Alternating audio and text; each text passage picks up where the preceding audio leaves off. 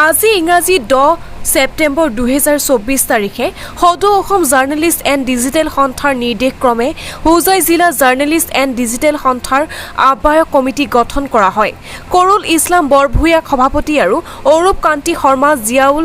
হকক যুটীয়া সম্পাদক হিচাপে লৈ সৰ্বমুঠ 21 জনীয়া কমিটি গঠন কৰা হয়। অসম জাৰ্নেলিষ্ট এণ্ড ডিজিটেল সন্থাৰ তৰফৰ পৰা আপোনালোক সকলোকে ধন্যবাদ জ্ঞাপন কৰিছোঁ। সদৌ অসম জাৰ্নেলিষ্ট এণ্ড ডিজিটেল সন্থাৰ উদ্যোগত আৰু তেওঁলোকৰ নিৰ্দেশ কৰ্মে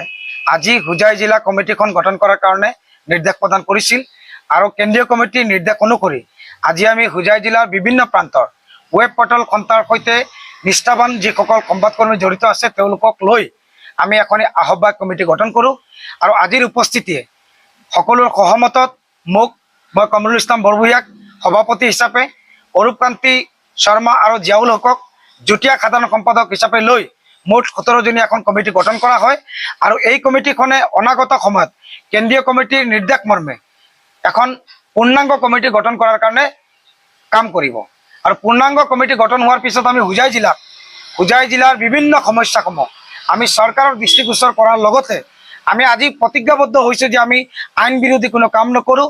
আমি সমাজৰ অন্যায়ৰ লগত কেতিয়াও কম্প্ৰমাইজ নকৰোঁ আৰু আমি নিজে কেতিয়াও ভুল কামৰ লগত জড়িত নহওঁ। এই কথা আমি সকলোৱে প্ৰতিজ্ঞাবদ্ধ হৈ অনাগত সময়ত যাতে আমি সমাজৰ লাঞ্ছিত বঞ্চিত নিৰ্যাতিত নিষ্পীড়িত লোকসকলৰ হৈ আমি কাম কৰিব পাৰোঁ তাৰ কাৰণে আমি সকলো ঐক্যবদ্ধ হৈছোঁ আৰু প্ৰতিজ্ঞাবদ্ধ হৈছোঁ কৰা হৈছিলে। আৰু এইখন সভাৰ মাজত যি যুটীয়া সম্পাদক হিচাপে মোক দায়িত্ব দিছে তেওঁলোকে, মই আশা কৰিছোঁ বা ভগৱানৰ ওচৰত মই কামনা কৰিছোঁ যাতে এই সন্থাটোক লৈ পেলাই আমি আগুৱাই যাব পাৰোঁ। দ্বিতীয় নম্বৰ কথাটো হ'ল এজন সাংবাদিক হিচাপে আচলতে কেনেধৰণে সংবাদ গ্ৰহণ কৰিব লাগে এই বিষয়ে আমি বিশদভাৱে আমি আলোচনা কৰিছোঁ আৰু পূৰ্বৱৰ্তী বৰ্তাজনে কৈ গৈছে যে কোনো অন্যায়ৰ বিৰুদ্ধে আমি কোনো কাম কৰিব নাযাওঁ। এইখন সভাত সন্মানিত কৰাৰ কাৰণে মই নিজকে ধন্যবাদ জ্ঞাপন কৰিছোঁ। লগতে মই আশা ৰাখিছোঁ আমাৰ সাংবাদিক বন্ধুসকলৰ মনৰ কথা বুজি পাইছোঁ, তেখেতসকলে দেশত হৈ থকা অন্যায় দুৰ্নীতিৰ বিৰুদ্ধে প্ৰতিবাদ কৰিব, দুৰ্নীতিৰ বিৰুদ্ধে সংবাদ প্ৰচাৰ কৰিব, কোনো অন্যায় কোনো মিছা বাতৰি প্ৰকাশ নকৰে। সেইকাৰণে তেওঁলোক প্ৰতিজ্ঞাবদ্ধ প্ৰতিশ্ৰুতিবদ্ধ আৰু যাতে এনেকুৱা সত্যনিষ্ঠা সংবাদ প্ৰতিষ্ঠা কৰি হোজাই জিলাখন অসমৰ ভিতৰত উজাৰি তুলিব পাৰে এই কথাখিনি কোৱাত মই নিজকে ধন্য মানিছোঁ আৰু আশা ৰাখিছোঁ সঁচাকৈ তেখেতসকলে দিয়া প্ৰতিশ্ৰুতি মতে যদি আমাৰ হোজাই জিলাৰ সত্যনিষ্ঠ সংবাদ প্ৰতিষ্ঠা কৰি আগবাঢ়ি যায় তেতিয়াহ'লে নিশ্চয় তেখেতসকলেও চৰকাৰ তথা বিভাগীয় যিমান অনুষ্ঠান আছে সকলো অনুষ্ঠান তেখেতসকলক ভয় কৰিব আৰু দুৰ্নীতি কৰিবলৈ চিন্তা কৰিব, দুৰ্নীতিত খোজ দিয়াৰ কাৰণে চিন্তা কৰিব, দুৰ্নীতি দিয়াৰ কাৰণে চিন্তা কৰিব যে এটা সত্যনিষ্ঠ সংবাদ পৰ্টেল আছে তেখেতসকলক বাচিব নোৱাৰিম। গতিকে এইখিনি কৈ ময়ো আশা ৰাখিছোঁ যে আমাৰ সাংবাদিক বন্ধু A to Z সকলোৱে